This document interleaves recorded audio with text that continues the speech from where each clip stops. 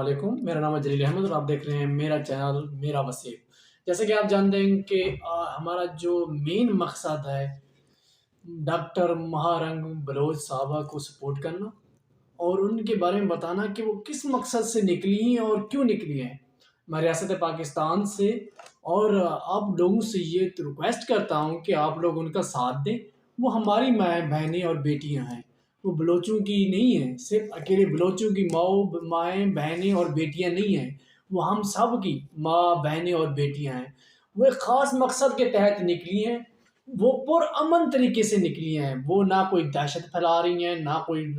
तोड़-फोड़ कर रही हैं, पुरअमन तरीके से आई हैं और ये पूछना चाह रही हैं कि जबरी गुमशुदगियाँ जो हो रही हैं और मावरा कत्ल जो हो रहे हैं, ये क्यों हो रहे हैं और किस वजह से हो रहे हैं। और वो सिर्फ़ इस मकसद के तहत आई हैं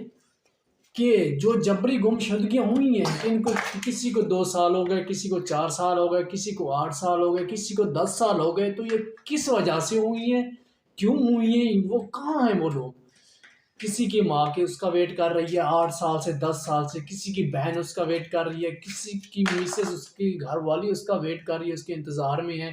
किसी के भाई उसका इंतज़ार कर रहे हैं, किसी की मंगेतर उसका इंतज़ार कर रही है। तो आप लोग डिक्लेयर करें कि वो ज़िंदा हैं, क्या वो वापस आएँगे, उनका इंतज़ार करें या ना करें।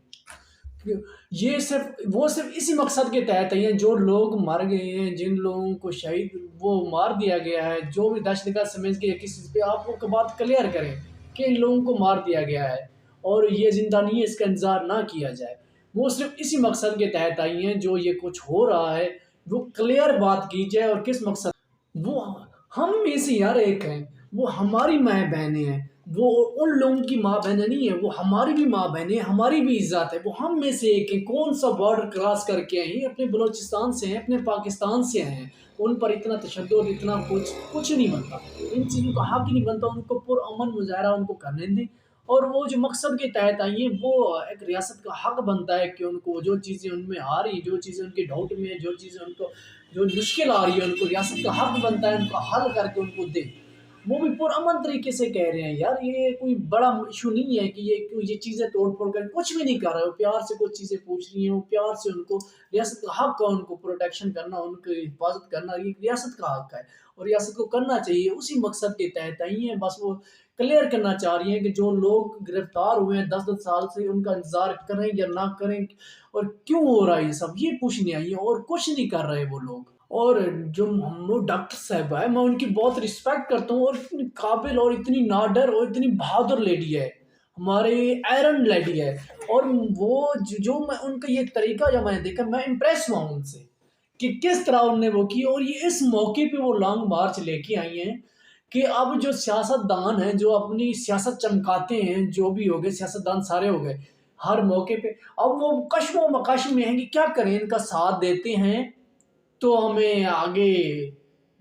जीत नहीं मिलेगी। रियासत की वो जिस तरफ से भी उनसे जीत नहीं मिलेगी, अगर साथ नहीं देते अवाम की तरफ से जीत नहीं मिलेगी।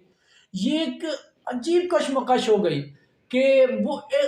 हमारी डॉक्टर साहिबा ने इस तरह का बॉल फेंका है कि सामने वाले फेस ही नहीं कर रहे। सियासत के इस पे लेकर जा रहा हूँ कि वो फेस ही नहीं कर रहे कि इनका साथ देते हैं तो